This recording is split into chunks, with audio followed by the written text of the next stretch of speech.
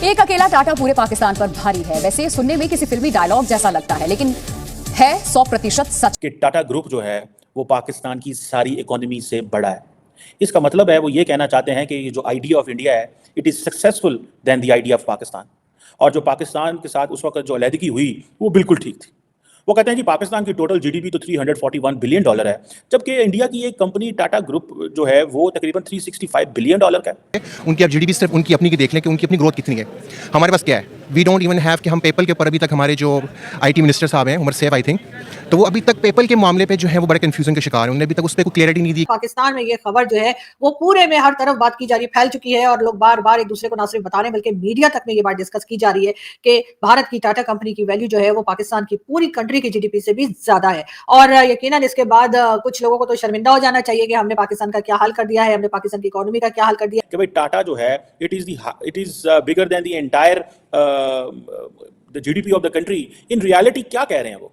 अगर इसको आप समझने की कोशिश करें तो आपको वो सीधा सीधा कह रहे हैं that the idea of Pakistan has failed. India ने आप देखें कि अपना जो है स्पेस पे उन्होंने जो है अपना उस पे चंद्रयान भेजा, ठीक है, वो अलग डिबेट है कि उसको जो भी, but they are doing something, ठीक है, वो अपनी कंट्री की प्रोस्पेक्ट्स के लिए, अपनी फ्यूचर जनरेशन के लिए, अपने लोगों के लिए कर रहे हैं। They are doing in the field of आपकी जो आईटी डिपार्टमेंट्स, आप IT is one of the best in the world, उनका है। उनके लोग गूगल में आपको देख लें इंडियंस कहां से कहां नहीं पहुंच गए, वेयर वी स्टैंड टुडे। एक अच्छा पड़ोसी बन के दिखाएंगे तभी हमें भी अच्छे पड़ोसी मिलेंगे और मेरे ख्याल है उसकी जिम्मेदारी ज्यादातर हमारे ऊपर यानी कि पाकिस्तान के ऊपर आती है और पाकिस्तान को यकीनन ये करना चाहिए। इसलिए कि अब वो टाइम नहीं है कि आप बस जंगे लड़ते रहें, एक दूसरे के लोगों के ऊपर अटैक करते रहें। अब आजकल वो जमाना है कि आपको डायलॉग के जरिए आगे बढ़ना होगा और अपने अपने जो भी डिफरेंसेस हैं उनको खत्म करके और एक अच्छी जिंदगी दोनों तरफ के लोगों को या हर तरफ के लोगों को गुजारने की इजाजत होनी चाहिए। इंडिया जो है वो सिक्योरिटी दे रहा है और बड़ी कंपनीज को एक रिलायबिलिटी हो रही है, उनको पता है कि अगर हम यहाँ पे आएंगे हम सेफ जोन में हैं, ठीक है। आप अपनी कंट्री में हम किसको हम पीएसएल अभी हो रहा है आपके सामने ही है, ठीक है, हम अभी भी बड़े खदशे में होते हैं कि अल्लाह ना करे कोई हादसा कोई चीज़ ना हो जाए, ठीक। जय हिंद दोस्तों, पूरा पाकिस्तान इस वक्त सत्ते में जब से उन्होंने ये खबर सुनी है कि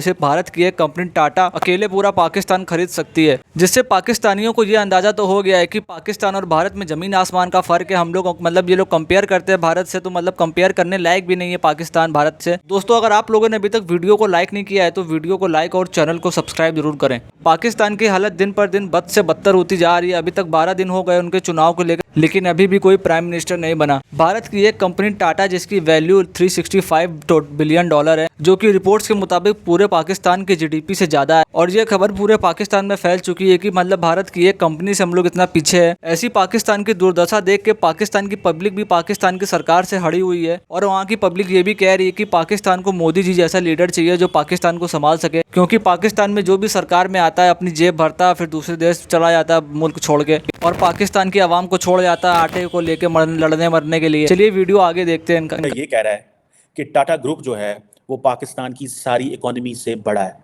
इसका मतलब है वो ये कहना चाहते हैं कि जो आइडिया ऑफ इंडिया है it is successful then the idea of Pakistan. और जो पाकिस्तान के साथ उस वक्त जो अलहदगी हुई वो बिल्कुल ठीक थी। वो कहते हैं कि पाकिस्तान की टोटल जीडीपी तो $341 बिलियन है, जबकि इंडिया की एक कंपनी टाटा ग्रुप जो है वो तकरीबन $365 बिलियन का है। ये जो टाटा ग्रुप की मार्केट कैपिटलाइजेशन है ये कैसे इतनी बड़ी बनी? क्यों पाकिस्तान की कंपनियां इतनी बड़ी नहीं हैं? क्यों पाकिस्तान की मार्केट जो है वो इतनी छोटी है कि आज इंडिया को ये कहना पड़ रहा है? ये तो एक है ना, ये तो एक है, ठीक है। अगर आप इंडिया की 10 बड़ी इकोनॉमी को अंडरस्टैंड करने, 10 बड़ी कंपनीज को अंडरस्टैंड करने की कोशिश करें कि इंडिया इतनी तेज़ी से डेवलपिंग इकोनॉमी कैसे बना और दुनिया की जो मोस्ट वैल्यूएबल कंपनीज हैं वो इंडिया के अंदर कैसे हैं, जो कि टेक्नोलॉजी सेक्टर में है, फाइनेंस में है, कंज्यूमर गुड में है, और इंडिया की इकोनॉमी को उन्होंने कैसे बूम दिया, ये क्वेश्चन बड़े इंपॉर्टेंट है। अब देखें ये, अब स्टार्टिंग फ्रॉम, ठीक है जी, आप चले जाएं, Reliance industries is just one, Tata एक चीज़ है।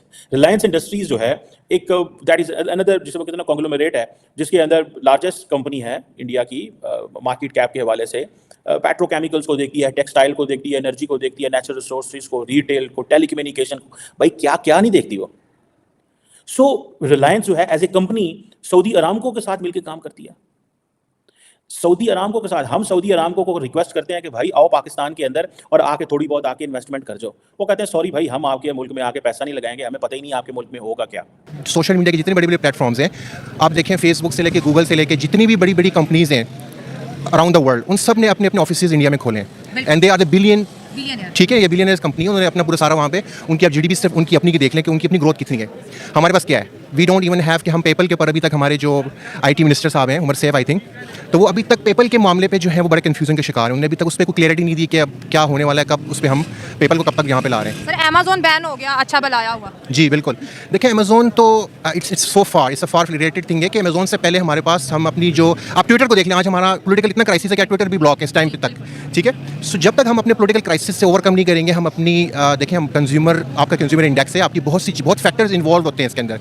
सो you have to cover the basics, उस पर आपको ओवरकम करना पड़ेगा। अपनी जो आपकी देखें परसेप्शन होती है ओवरऑल, हमारी परसेप्शन ओवरऑल बहुत डाउन है थ्रू आउट द वर्ल्ड। कोई कंट्री हम पे जो है वो एतबार नहीं करता जब तक आप अपना कॉन्फिडेंस बिल्ड नहीं करेंगे। सर दुनिया, एक मैं आपकी बात काटी, दुनिया हम पे कैसे एतबार करे? हमारा जो भी वजीर आजम आता है पूरी दुनिया को चिल्ला कर बोलता है कि हमने इतने करोड़ों रुपए की चोरी की, हम चोर। तो जो चीज़ हम दुनिया को बता रहे हैं तो वो चीज़ तो फिक्स हो गई है। अब कौन चोर मुल्क में आएगा? अब कौन चोर डाकू पे यकीन करेगा? देखिए बिल्कुल आप बात ठीक कर रही हैं, इसके लिए हमें ग्रेजुअली अपने आप को कॉन्फिडेंस रिबिल्ड करना है। कॉन्फिडेंस रिबिल्ड जो होता है that's a process, it doesn't come overnight.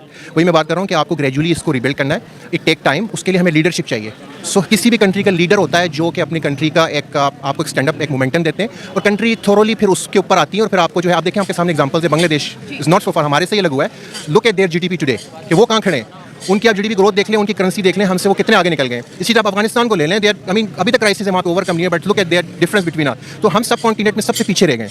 उसकी जो रीजंस हैं वो बहुत ज़्यादा है, बिकॉज अगर हम डिटेल में जाएंगे, डेप्थ में जाएंगे, so we want enough for the day, इसमें हमें बहुत टाइम लग जाएगा। लेकिन सर ये मुझे बताएं ना कि इंडिया की GDP $4 ट्रिलियन की है सर। सब वहाँ पर आते हैं, दुनिया की टॉप कंपनीज के CEOs इंडियंस हैं, टॉप ब्रांड्स इन इंडिया है, एप्पल को वो ले आए, टेस्ला को वो ले आए। तो सर वो कहाँ पे है? आप उनका क्या फ्यूचर देखते हैं? उनका मिशन 2047 है, एक डेवलप इंडिया का ख्वाब सबकी नज़रों में है। तो सर ये तो बहुत बड़ी, हमारे पड़ोस में हमारी बहुत बड़ी इंस्पिरेशन मौजूद है। आप बिल्कुल सही कह रही हैं। देखें असल में इंडिया जो है ना, उनका जो GDP जस्ट एक तो उनकी पॉपुलेशन बहुत ज़्यादा है। If you look at the sub continent में सबसे ज़्यादा उनकी GDP पर कैपिटा जो है वो उन्होंने ऐसे एक ओवर डे नहीं किया।